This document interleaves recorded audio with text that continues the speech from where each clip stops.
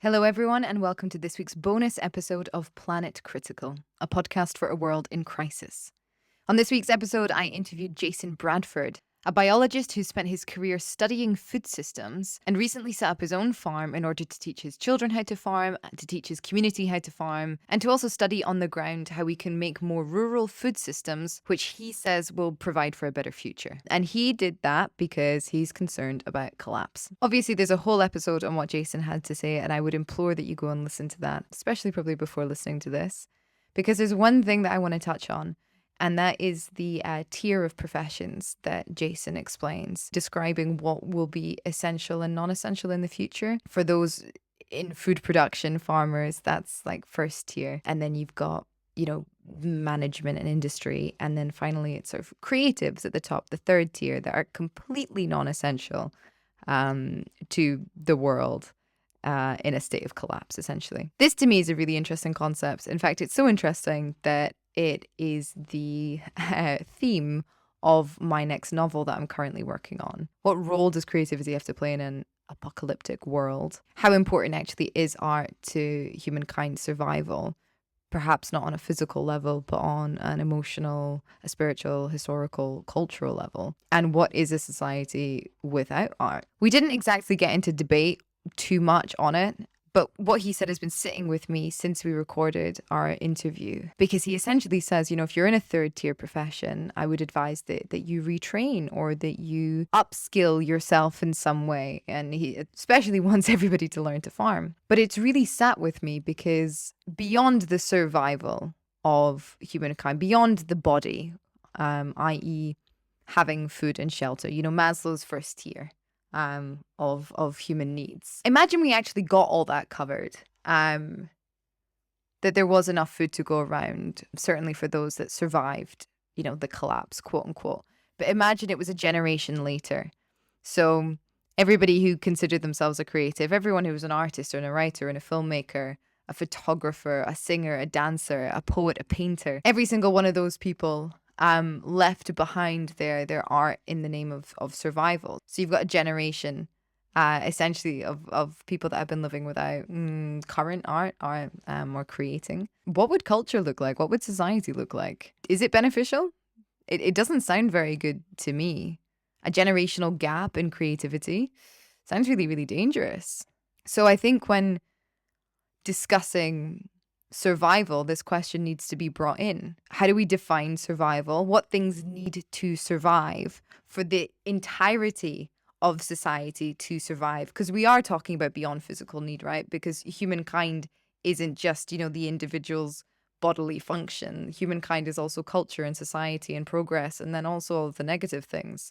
All of the negative things are more prone to perpetuation without art, I would argue, because we are not just an amalgamation of bodily functions. We should, when talking about survival, we should always be talking about creativity, and we should always be talking about art. We should always be talking about the things that drive human culture and drive empathy and drive community, ultimately. I wouldn't want to live in a purely first tier world. And even if that happens, if we all have a role in food production or whatever, ultimately at the end of the day, when the sun goes down, you're gonna want to tell stories. Somebody's gotta draw something. Somebody's gotta write down what's happening. Somebody's gonna eternalize it in music. Like, these are the incredible things that make life worth living, beyond just being a cog in a wheel that produces something for yourself and for someone else, which is essentially the kind of capitalist mode that we live in now, the neoliberal mode. You go to work just to earn enough money to feed yourself and pay your rent, and people don't have time for creativity. Well, if we're going to think about a world in which maybe there will be a collapse, there's definitely going to be a shift. Nate Higgins calls it the great simplification. The human capacity for creativity needs to be carved into stone. Like, the time allowed for that and the time devoted to that needs to be carved out, I would say, as a cornerstone of whatever that society looks like. Otherwise, what's the point? As far as I'm concerned, what's the point? Play, joy, love, laugh, life, or whatever it is. Alice talks about it. Nate talks about it. That the great simplification is an opportunity to do better. Ironing out social inequalities, addressing inequities. There are so many ways to think about it. But creativity isn't something that's talked about too much. We discuss the mental health crisis generally, that people are disconnected from each other. But we're also disconnected from that fountain of potentiality. Humankind is inherently innovative and creative. We don't have to get into, the ontology of being, capital B. But, Heidegger did write about this kind of stuff. He essentially wrote a whole chapter in his book, Being in Time, lambasting small talk and our propensity to engage in small talk rather than in genuine creative conversation. Yeah, I think creativity is to be the front and center of any transition, of any change. It's what I would like to see society be, not based upon, but based upon? Would I like to see society be based upon that creativity? Yeah, fairness and creativity. Actually, yeah, why not? Why not? I'd be really interested for you all to go and listen to the episode if you haven't already, and give me your perspective on what Jason has to say about these 3 tiers.